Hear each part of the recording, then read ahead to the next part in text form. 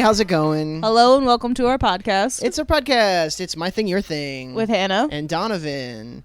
This is once again my thing. We're doing another James Bond today. Yay! It's not the best one. Oh, yeah? But it's one of them and we got to talk about it. This week, it's Octopussy. Oh, God. Yeah, Hannah's been dreading this one. I just cannot fathom what this movie could possibly be about. Especially coming off of the high of the last one. Yeah. Yeah. I'll tell you one thing. It's about 2.5 hours long. Oh, no. No, it's only a little over 2 hours, but still. Okay. Yeah. For Your Eyes Only was a pretty good success. Not quite as big as Moonraker, but it also cost less. People were happy about that. One thing I kind of mentioned last time was that United Artists was having some problems. Yes. You know, they didn't do very well with some other films around that time, and so it sold to MGM. So from now on, James Bond's will be on MGM. Got the line and everything. Yeah, Lion and everything. Roger Moore was done making James Bond movies. He was like, I kind of want to retire. Let me see here. Fair. I want to see how old he was at this point in time. He was about 55 years old. Yeah, I think I'd be done doing James Bond at that age, too. Yeah, you can just kind of tell. He was just like, "This. I'm way too old for this shit. This is dumb." Stop making me jump on things. My knees hurt. I'm tired. Yeah. So he kind of decided he wanted to retire, and, they looked again at hiring some new James Bond people, because every couple of movies they seem like they want to do that. Michael Billington, who's been talked about 4 times already. Lewis Collins, a guy they talked about before. Timothy Dalton, a guy we've talked about before and we'll talk about again. And even James Brolin, father of Josh Brolin. Wow, okay. Was considered. So, there could have been a couple of different ways that the series could have gone here. But funny thing about that, never say never again. Yeah, that other James Bond that they've been so worried about people about Kevin McClory making to compete with this James Bond, it's finally in production. Uh-oh. And it's a big budget. They've got all these big actors, and they've got Sean Connery playing James Bond. Uh-oh. So they're like, we're going to keep Roger Moore. We don't want to take any chances with a new guy. Yeah, you don't want to, test your audience with a new guy when there is about to be, James Bond classic coming around. Yeah. It's like a new Coke kind of situation. Yeah. Screenplay, again, by Richard Maybaum and Michael G. Wilson, who we talked about last time. Uh-huh. Also, George MacDonald Fraser, who wrote the Three Musketeers film and the Flashman book series. Not a book series that I'm familiar with. I think I've seen that Three Musketeers, and, I didn't hate it. It was okay. It was pretty okay. Yeah. It certainly wasn't the 2000s one, which I didn't watch because it looked really dumb. Oh, the one with Leo DiCaprio? No. No, that was Man in the Iron Mask. Sorry. Yeah, the one with Mila Jovovich. Oh, yeah. I'm saying this as a person who is a very big fan of Dumas, so I have standards when it comes to Three Musketeers. Once again, the plot has very little to do with the book. In fact, Octopussy I don't even think was a full story. I think it was a short story. Uh-huh. John Barry, the guy who wrote the score, he's back, and he's going to use the James Bond theme heavily in this movie, because this is the real James Bond, damn it, not that other shitty knockoff James Bond. Gotta remind the audience what they're here for. Exactly. He wrote the lyrics for the theme. The theme is called All Time High. Probably a good call to not call the theme Octopussy if you want to release that as a record. Yeah, if you want it to get radio play. Yeah, you're not going to do that. He wrote the lyrics for the theme with Tim Rice. Tim Rice, for those who don't know, was a collaborator with Andrew Lloyd Webber. He wrote Joseph and the Amazing Technicolor Dreamcoat, Jesus Christ Superstar, Evita. He did work for Disney, like Aladdin and Lion King, as well as the stage and live-action film adaptation of Beauty and the Beast. Cool. He also did Road for El Dorado. Oh, yeah. Yeah. Lots of stuff. Interesting career, that guy. Yeah, he also wrote that musical about trains on rollerblades. And, a bunch of people got seriously injured when they did the stage production. Did you know that was supposed to be a Thomas the Tank Engine musical. Yeah, I remember. And I remember learning that. Yeah, they couldn't get the rights. No, because the people who make Thomas the Tank Engine have taste. And they looked at this mess and went, no. Yeah. Well, I mean, that's pretty much all the preamble that I've got here. What was the budget on this one? So the budget on this one would be $27.5 million, which is $500,000 less than For Your Eyes Only. And they're like striking like line items out of the budget, and we're like, you can do this with $500,000 fewer dollars. You can do this with a little bit less money. And, we shall see how well it does in the box office later. One more question. What year did this one come out? Octopussy came out in 1983. 83, gotcha. Yeah, kind of a fun fact. This was being filmed, like, next door to the second Superman movie. And so there's a famous photo of Roger Moore in a clown outfit hanging out with Christopher Reeve. In a Superman outfit? No, he Christopher Reeve. just looks normal. Roger Moore looks like a clown. That's awesome. Yeah. I'm not super looking forward to this one, if I'm going to be honest with you. I remember this one being one of my least favorite. And also it's called Octopussy. It's just not fun or interesting or clever. No, it's not. Anywho, Anywho's will be. Here we go. Let's do it.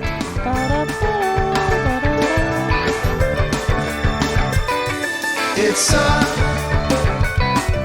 such a sunny day, such a sunny day, such a sunny day, waste away.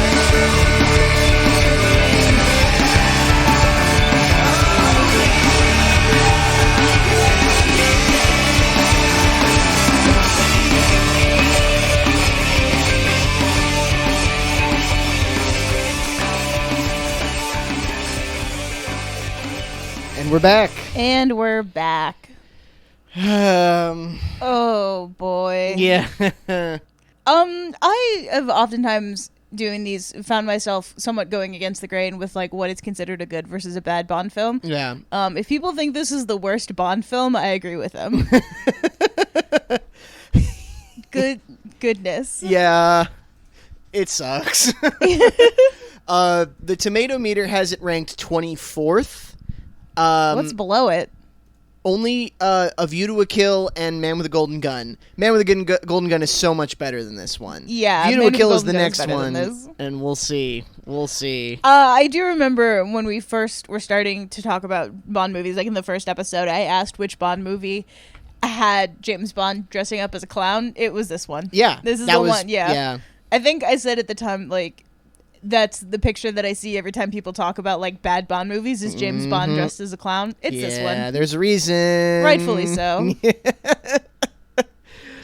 Ooh. Well, let's just do a quick run through of the plot. Such as makes sense. Such as it may. Yeah, it's going to be tough, honestly. So, the cold open is James Bond is in South America somewhere. Oh, yeah, I fully forgot. Yeah. It's been so long. It's like a equestrian event, it looks like. Yeah. And they've got some kind of, like, jet with, like, some fancy, like, detector dish on the front.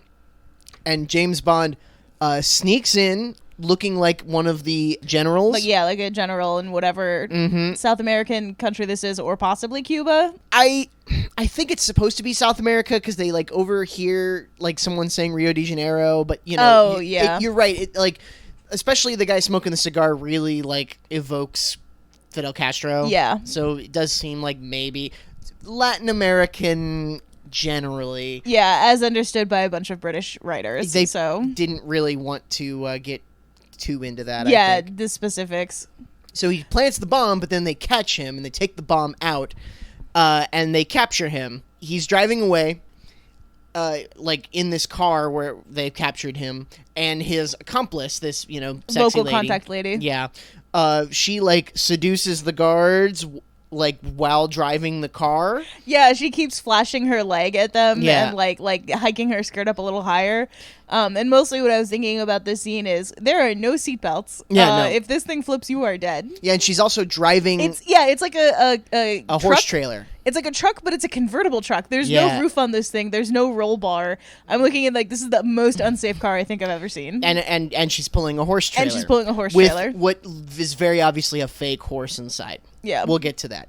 Guards are like, ooh, sexy lady. And then James Bond pulls their parachute cords that they're wearing for some reason, and that yanks them out of the car. And then he jumps onto the other car and pulls up with the gun. And the guys in the front of the car are like, oh. And then they run off the road. And then James Bond gets into the horse trailer, which opens up, and it turns out there's an ultralight aircraft inside. Yeah, and then he's like flying around, and they shoot a missile at him, and he's like leading the missile around, and he goes back into like the hangar, the hangar. Yeah, he flies through the hangar doors. Yeah, Yeah, and as they're trying to close it, he like just zips through, but then like the missile falls behind him and blows the whole thing up anyway. Yep. Killing dozens of soldiers. Mm-hmm. And then he lands it after the fuel runs out, and he pulls right up to a gas station, and he's just like, fill her up, please. Title sequence. If you're sitting there going, wow, that sounds really stupid, that's the best part of the movie. Most coherent, certainly. It only gets worse from there. In one of the earlier episodes, I complained about the stupid title sequences as just being like words projected on hot ladies' bodies.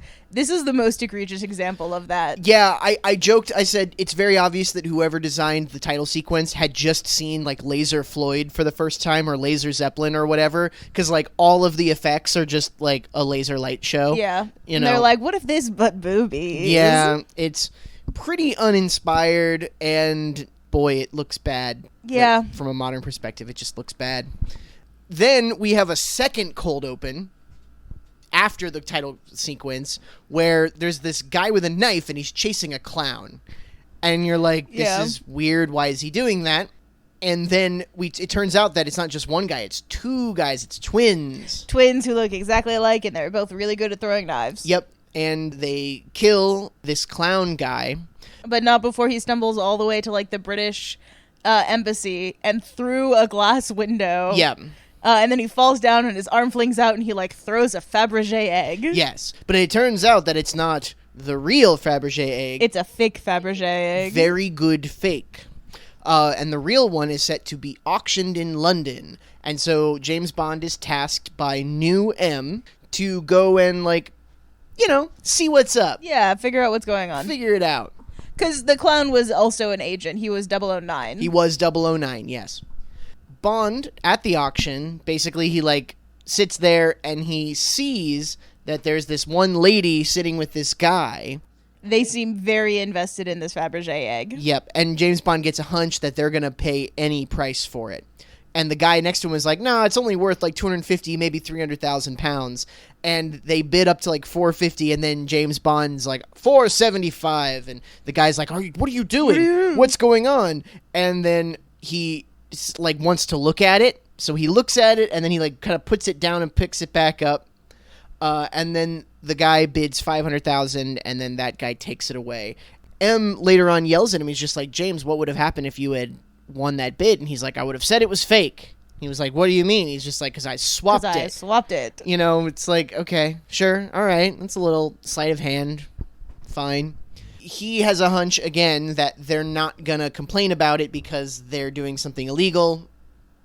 Sure, okay, fine. Yeah. Like, a little convoluted, but making some serious jumps here. Sure. Like there's no evidence to that, but whatever, it's a Bond movie. James then figures out that this guy is named Kamal Khan, and he's from India, apparently.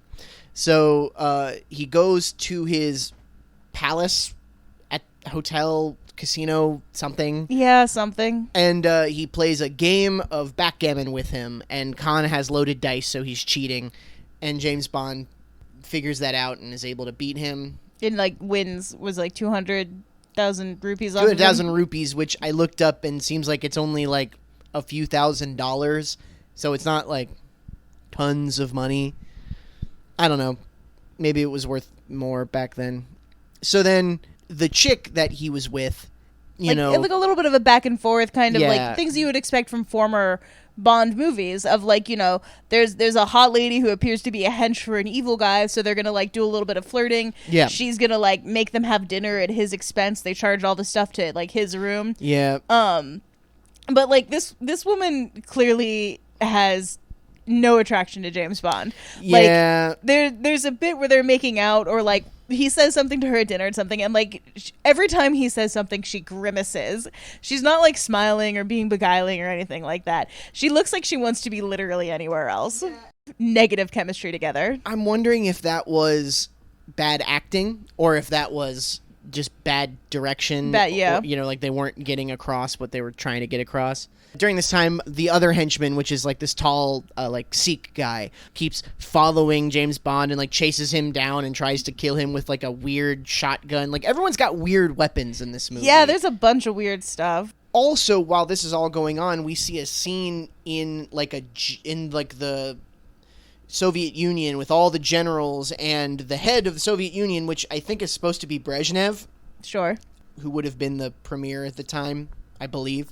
This is right before Gorbachev.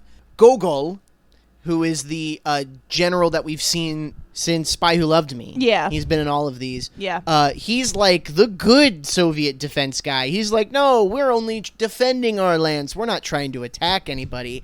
And Orlov, the bad Soviet general, is like, no, we're going to invade. Why would we not? Yeah, because we're so much better. All right, bud. Whatever you say. But yeah, and then we see the bad Soviet guy. He is like working with some guy who is like fabricating and like making fake versions of like, you know, Russian state jewels and that kind of stuff. So like Yeah. he made the fake Fabergé eggs. He's making like fake copies of like Romanov jewelry and all that kind of stuff. Yeah. And their plan is to sell the fake stuff and keep the real stuff so that No. they- No, Hannah. No. Oh my God. It's more complicated than that. This is the plan. We're kind of giving up a little bit of the plot. Orlov. I was just talking about the money. I wasn't talking about the other thing later. I know, but that's the thing. But the money's not part of it. Not really. The Is- plan. is- Orlov's plan Yeah. is to have a nuclear bomb go off at a U.S. air base. Yeah. So that the West will disarm all of their nuclear weapons, which is not what would happen. But No, absolutely that's, would not. You know, because they're going to be like, oh, it was a mistake. We have to disarm all our weapons. No. This man actually seriously misunderstands how America works. He seriously understands how, like, global geopolitics work. But, you know, it's a movie. Whatever. So to do that, he's going to have this bomb go off. And he's going to be a big hero. And yay, the Soviet Union's going to establish world communism or whatever. But the way he's doing that is he's pretending to smuggle jewels, essentially. Like, he's paying Octopussy, this, like, renowned Smuggler. jewel smuggler. He's paying her to do this smuggling operation because they think, you know, she's like, oh, it'll just make me a bunch of money because that's what I do. I'm in business or whatever. So they're smuggling it through her circus. And then he double crosses her to put a bomb in her circus to blow Yeah, up. Exactly. What a stupid plan. It's a really dumb plan. What an obnoxiously stupid plan.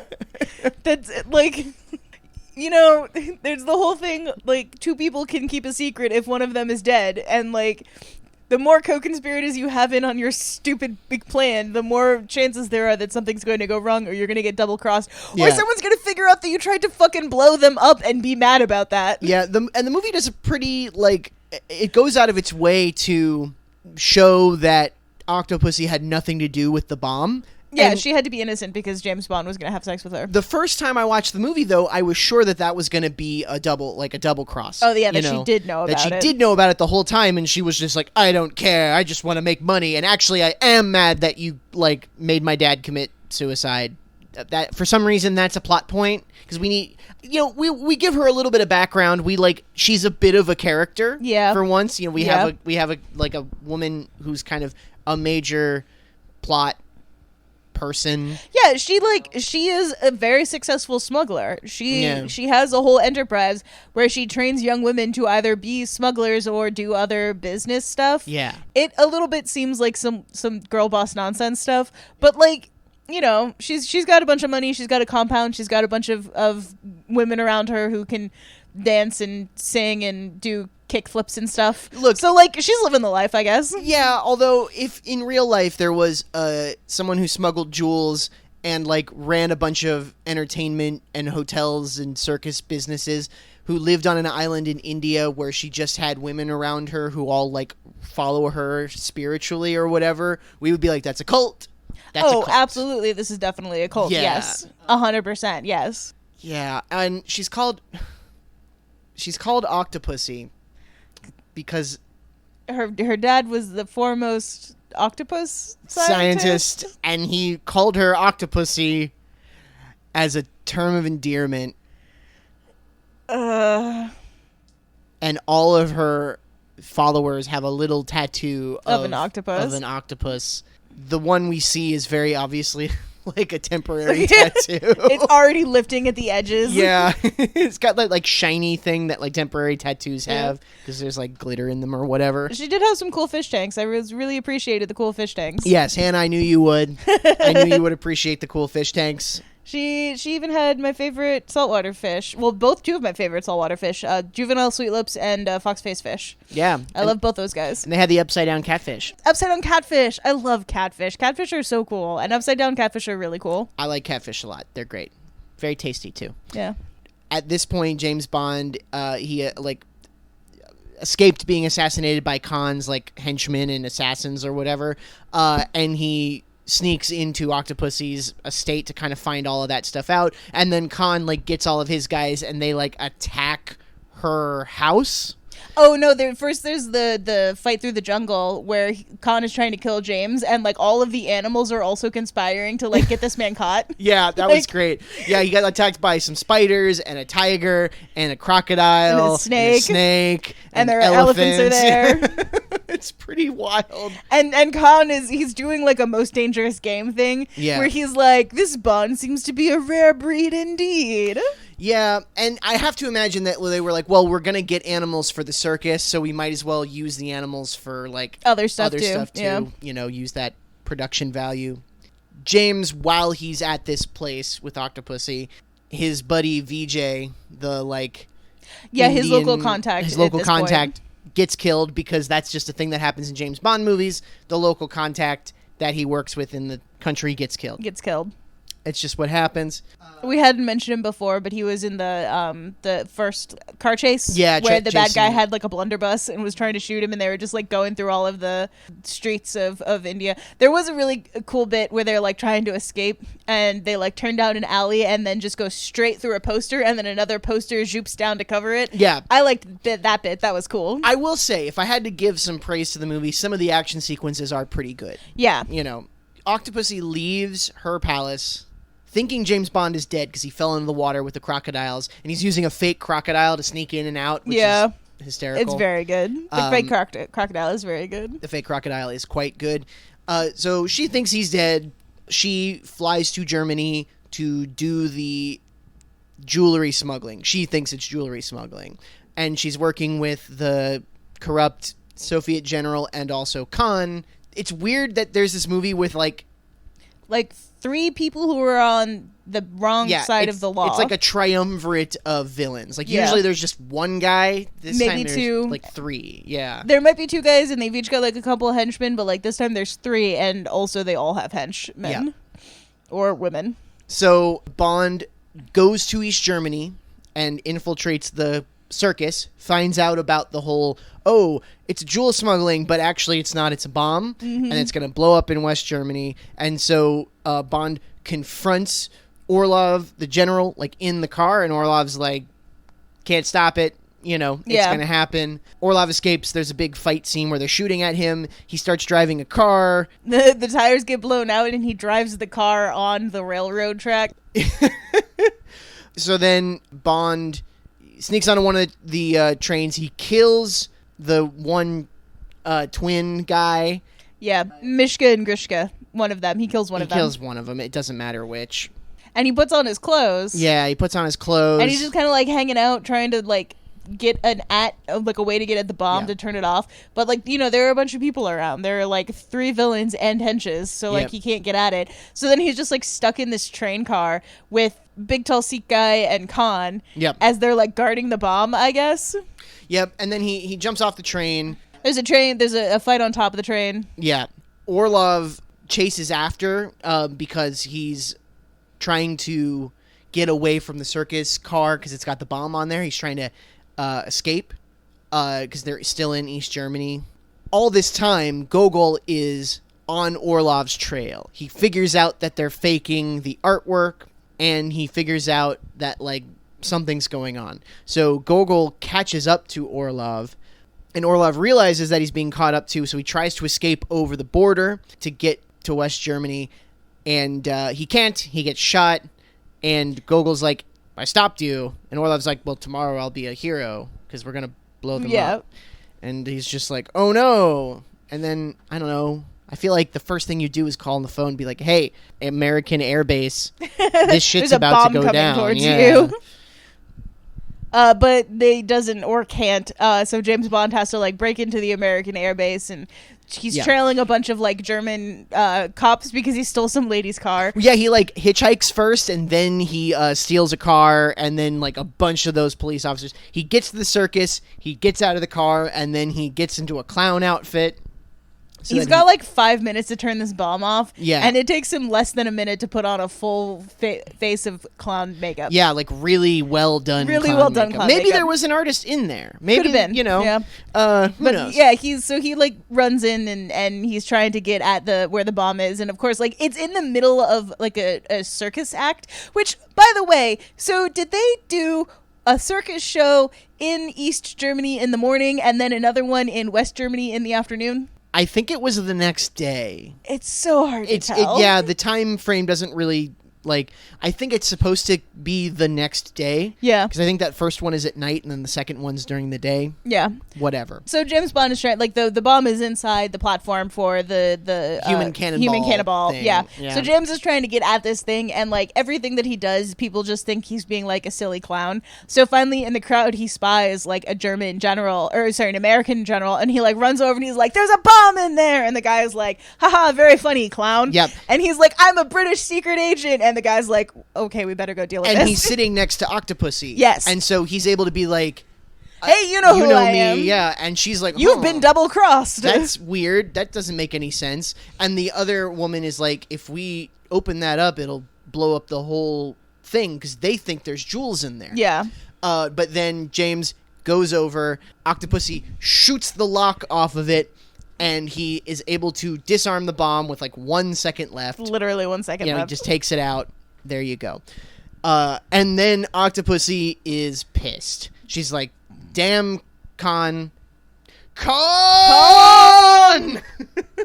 So yeah, she decides to go after him. He's somewhere. He's at his palace from earlier. Okay, yeah. And she brings her crack team of circus performers and judo knowers. Yeah. They can shoot. There's a couple of like barbarian bikini babes, which was kind of cool, I'll admit. Yeah, and there were a few who were wearing like these like red spandex suits. Yeah, the red spandex suits, I was wild. That was it was like, what is happening?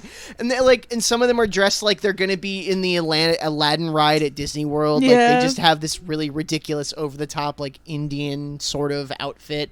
Vaguely. Yeah. And then, so like they're doing all sorts of like circus stuff. They have like this really tall pole to get her up to like the second story. Yeah. They've got elephants there, and they're standing on the elephants' heads and doing backflips on top of stuff and all sorts of stuff. And eventually, James Bond and Q show up in a hot air balloon. Yeah, just show up in a giant Union Jack hot air balloon, which is the most like, oh my fucking god moment of the movie. You like.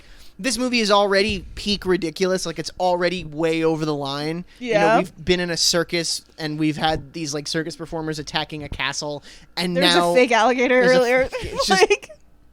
It's so fucking stupid.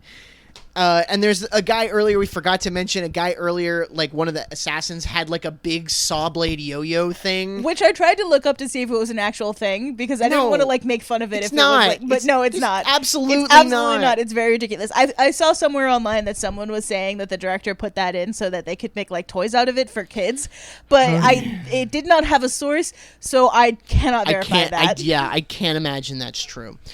But yeah, so Khan has to get away, and so he grabs Octopussy. Yeah. He like takes her as a hostage, and then they get on horses. Yeah. And James Bond follows on horseback. They get on a plane. And what was it that you said? Oh yeah, because I forgot about the plane part. I just thought they were escaping on the horses, and I was just like, "Oh no, we'll never. If they leave on horseback, we'll never be able to catch them in our hot air balloon." This movie took place in 1983. Yeah. Quick, pull out the penny farthing. Yeah. Bring the dirigible. Yes.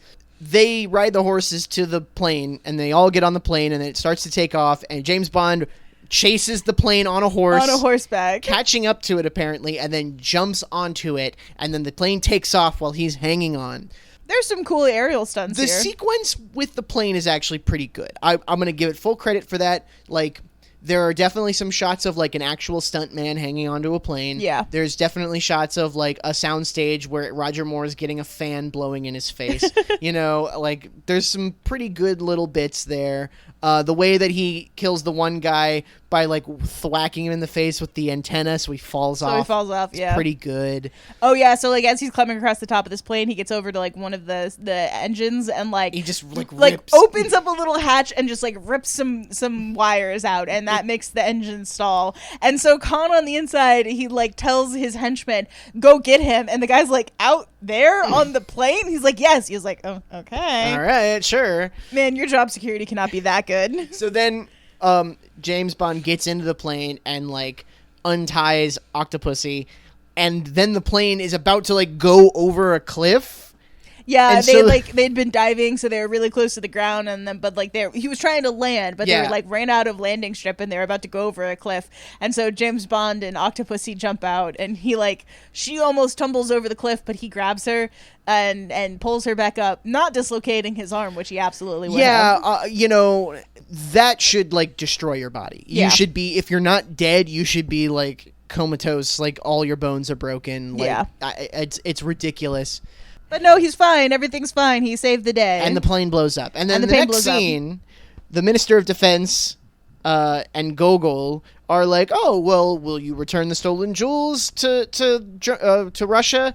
And they're like, yeah, we'll do that in, you know, furthering relations with our country. And then they go back to the galley, like the boat that Octopussy has, and James Bond and Octopussy are, like, in bed together, but James Bond is all, like, wrapped up in bandages. In traction, his leg is, like, up. And she's like, oh, I wish you were in, you know, like, shape to, you know. So we could have sex. Yes. And then he just, like, pulls the bandages off and he's fine. And also the whole time, the person on the deck doing the pattern for the oars is saying, in, out, in, out. And it's just like, oh my God. Oh, for the love of God.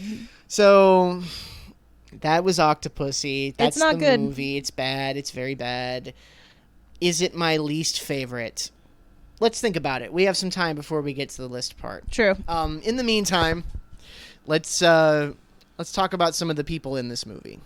Maud Adams was Andrea Anders in Man with a Golden Gun. She's Octopussy in this one. Oh. So, yeah, she's been 2 different Bond girls. Interesting. Yeah, I guess they liked her a lot and they wanted to bring her back.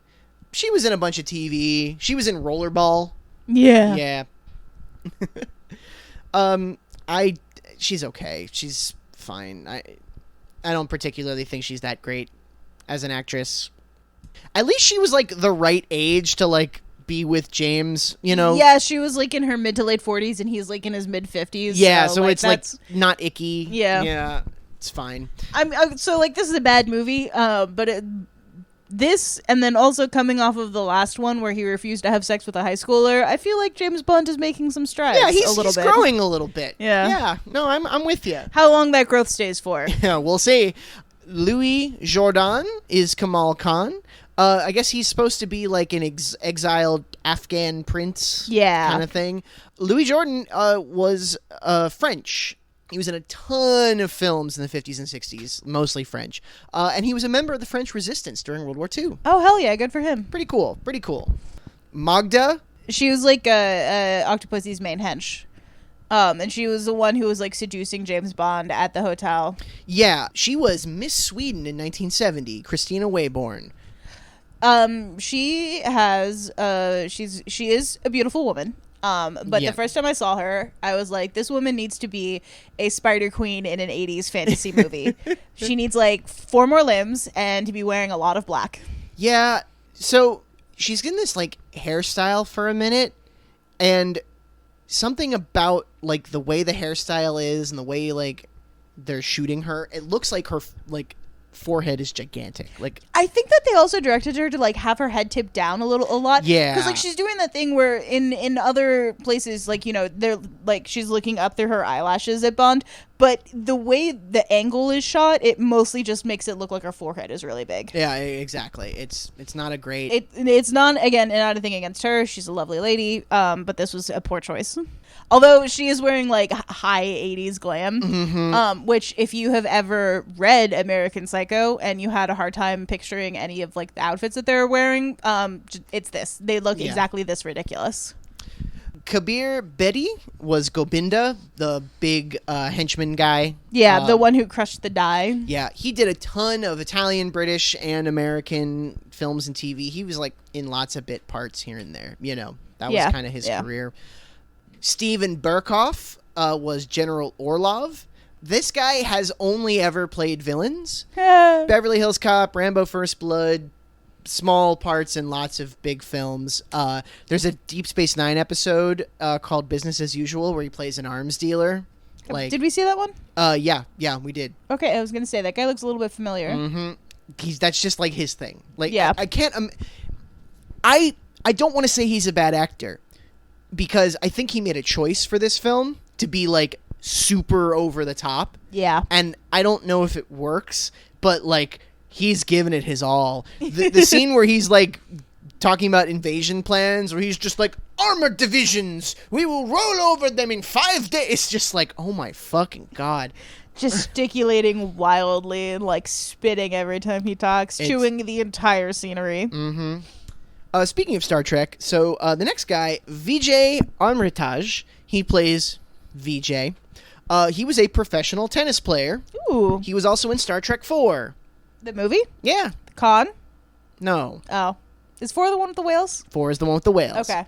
It's the best one. Yeah. We'll probably watch Star Trek 4 for this at some point. I'm delighted. Honestly, we might watch all the Star Trek movies. We'll only talk about a couple of them. Yeah. Do you need to talk about all of them?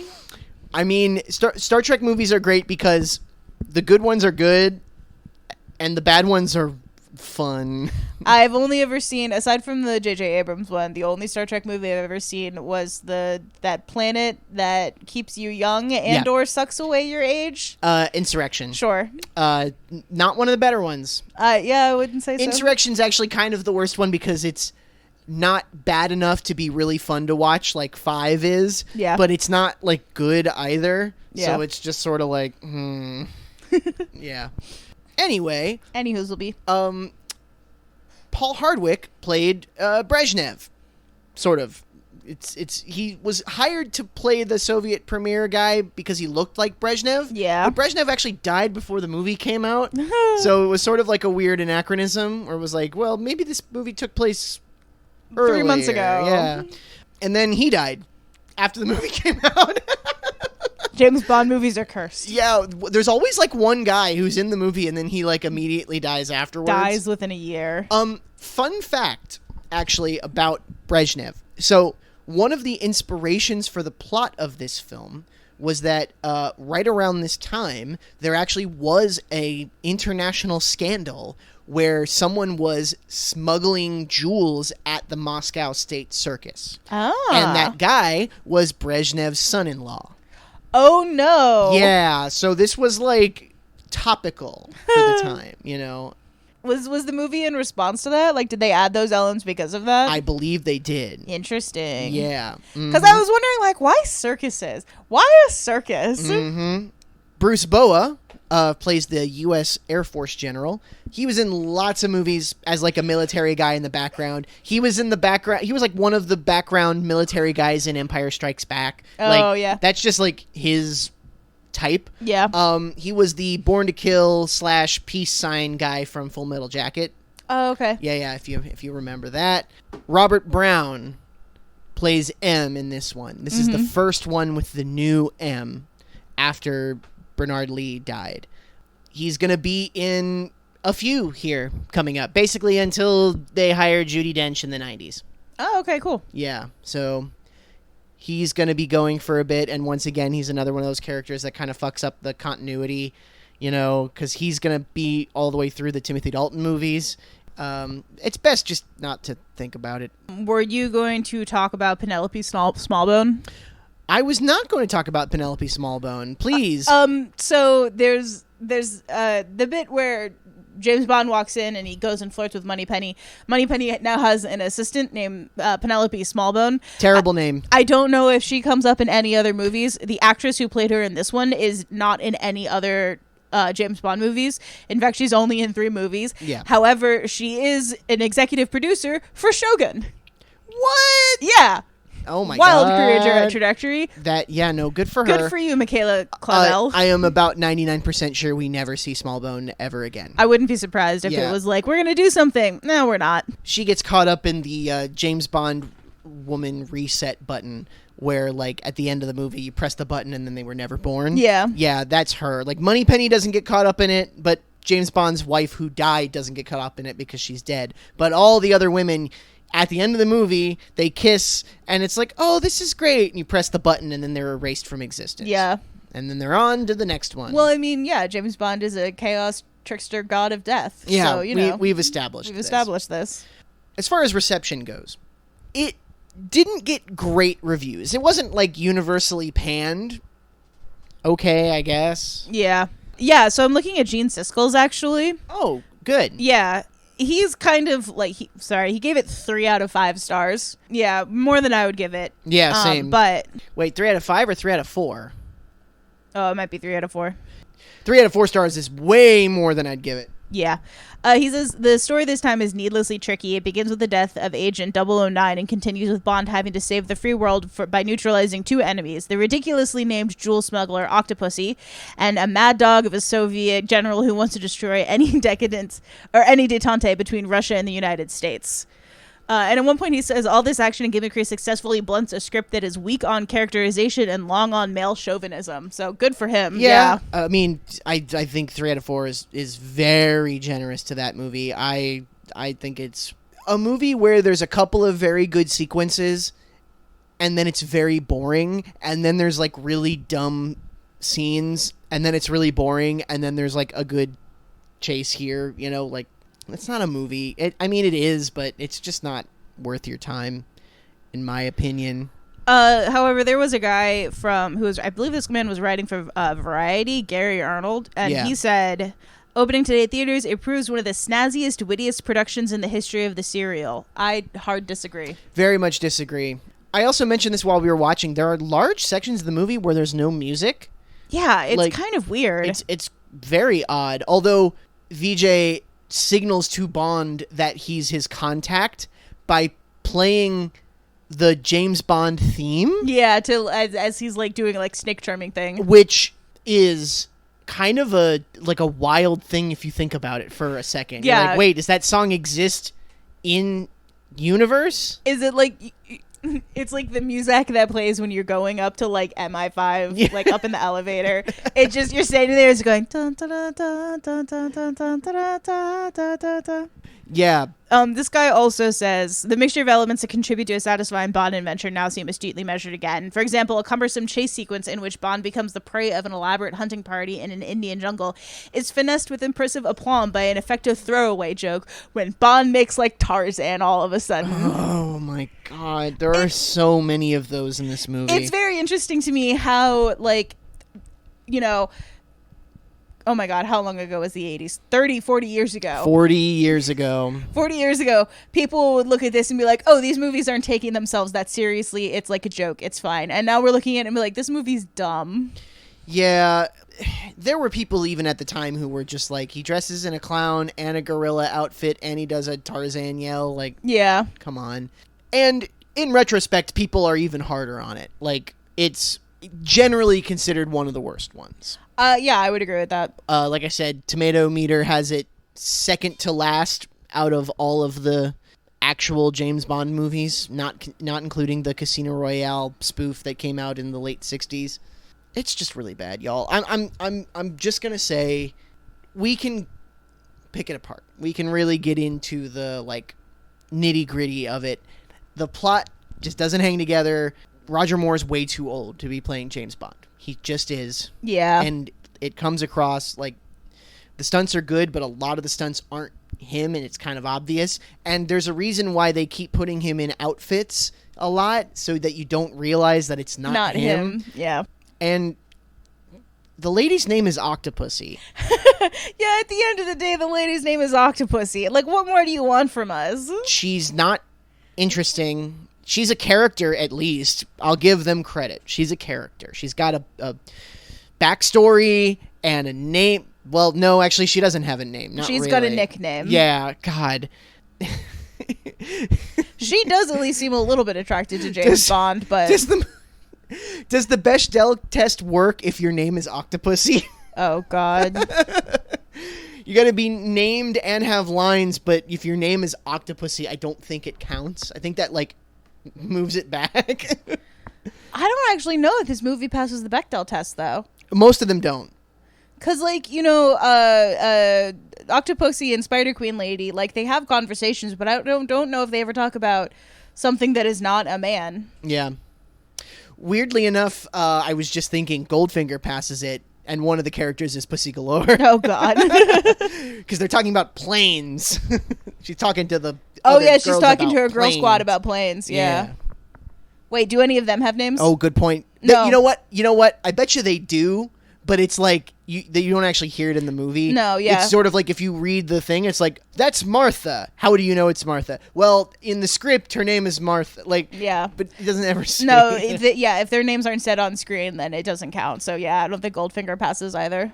You know, there's a lot of, like, moments in this movie where, like, you know, James Bond gets shot or stabbed, but, like, he's fine. Like, nothing happens. Yeah, there's a bit in the chase scene where he gets, like, a full knife through the chest, but he just, like yanks it out, and he's, like, been saved by a wad of cash that he has in there. Yeah, good thing for hard currency. Yeah, yuck. yeah. There are so many dumb little throwaway jokes in this movie. Yeah. You know, to a certain extent, you kind of need those, but they're just too many. And her name is Octopussy. Her name is Octopussy. Some of the interiors are really nice. You know, yeah. No Ken Adam, but we do have Peter Lamont. You know, Peter Lamont, not the same as Ken Adam, but he was sort of in the Ken Adam school. Yeah, and that one room that, like, all of the Russian generals are in, that's pretty rad. It's a great room. There's the one guy has this little, like, tiny remote that he hits, and, like, the giant semicircle desk that they're all sitting at, like, starts to spin so he can give this presentation on the wall. Yeah. That's really rad, and I want to know if all of the generals have one of those buttons, because I could not be trusted with it. I would just be hitting that thing all of the time. Yeah, we would just be spinning constantly. That's a positive. Don't watch this movie for that, but, like, you know, if you want to find that particular scene on YouTube or whatever. Sure. The animals are cute. Animals are cute. But, you know, I like the fish tanks, except for that one time that this, like, you know, the salt tank got crushed and then that guy died by octopus to the face. And the lady's name is Octopussy. And the lady's name is Octopus. At the end of the day, like, you can't get past it. I can't stress this enough. It did make money. Sure. going by the box office returns here, so the budget was 27.5, which was $500,000 less than For Your Eyes Only and $6 million less than Moonraker, but it only made $184 million. Okay. Yeah. Which is still a lot, but that's less than all of them back to Spy Who Loved Me. Really? Yeah, so Spy Who Loved Me made 186, Moonraker made 210, For Your Eyes Only made 195, this one makes 184.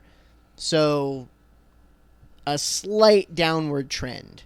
And the budgets on it are like unreal. You know, you're talking $28 million.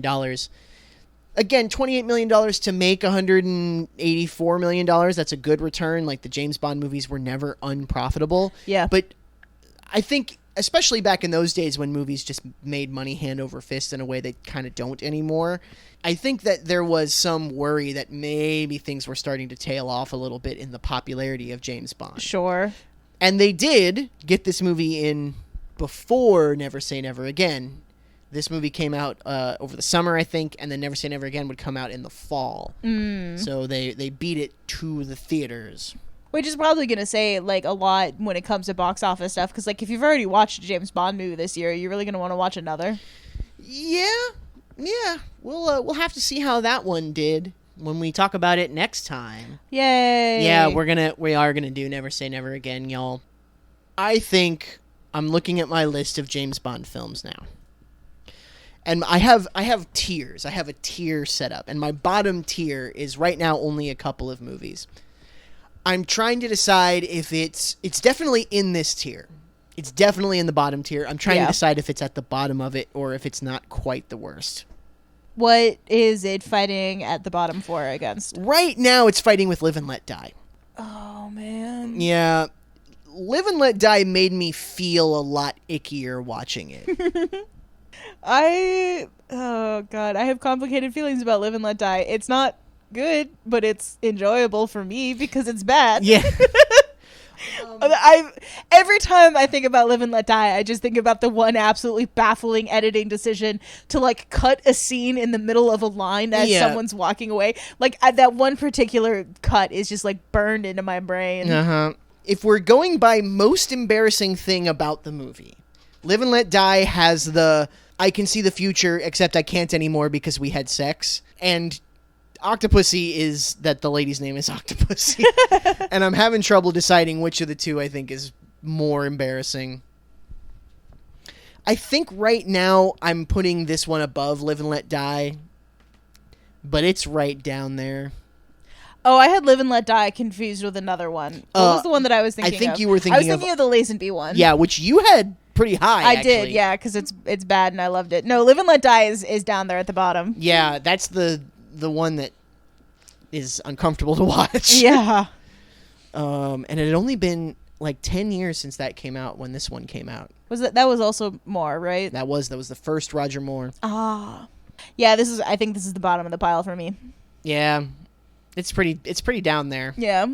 You know, I was fully expecting going into when we started doing this that I was going to have Moonraker at the bottom because that was the one I remembered liking the least, like, up to this point. But Moonraker, like, it's dumb, but, like, it has some fun parts. It's kind of enjoyably dumb. Kind of enjoyably dumb, This one is unenjoyably dumb. I agree completely. Painfully dumb. Yeah. I'm sort of saving my bottom tier for movies that after it's done, I'm like, I don't want to watch this ever again. So, well, not ever again, but, like, I don't want to watch this anytime soon. I certainly don't want to watch this ever again. Well, that about wraps it up. Any final thoughts? Her name is Octopussy. I don't... Who thought that was a good idea? Ian Fleming thought that was a good idea. Was her name Octopussy in the Yes. This is like a short story? Yes. When did he write the short story? Do you know? Like 1967. Like he wrote it before that because he died, but 67 is when it was like published, I believe. Because, like, okay, so, like, pussy as, like, slang term for vagina is, like, it's more and more popular now, but, like, there was a time when, like, there's a song from the 20s about, like, I like to stroke my pussy all night, and he's singing about a cat, but, like, the joke is, oh, if you know, he might be singing about finger banging a lady, but more people would have been like, oh, he has a cat. And now we're just like, there's no one says pussy for cat at all anymore. Her name is Octopussy. Ugh, I don't have any other thoughts aside from gross. No, thank you. I don't want this anymore. Yeah, all right. Well, next time we're going to watch Never Say Never Again, and we'll see how that compares. Cool. That's the last Moore movie, right? No, Never Say Never Again, Sean Connery. Oh, yeah, right. Never Say Never Again is Sean Connery, and then there's one last Moore movie. One last Moore movie, Of You to a Kill. And that one's got Christopher Walken in it. Ooh. So that'll be fun. Look forward to that. No. That one's probably even worse than this Oh, one. God damn it, Donovan. You can't that do one's this the to bottom. me. That one's number 26 out of them on Tomato Meter. There's There's a reason. This is the nadir of James Bond. People talk about this way for a reason. Anyway, good night, y'all. We'll see you next time. Toodles.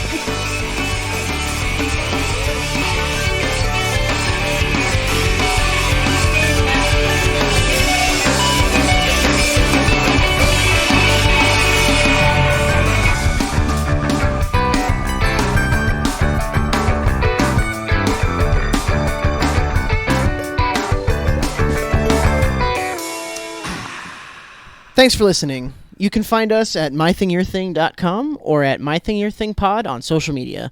Thanks to RK Maroon for letting us use their song Macaroni Art from the EP You Can't Eat Horses. You can get it at rkmaroon.bandcamp.com.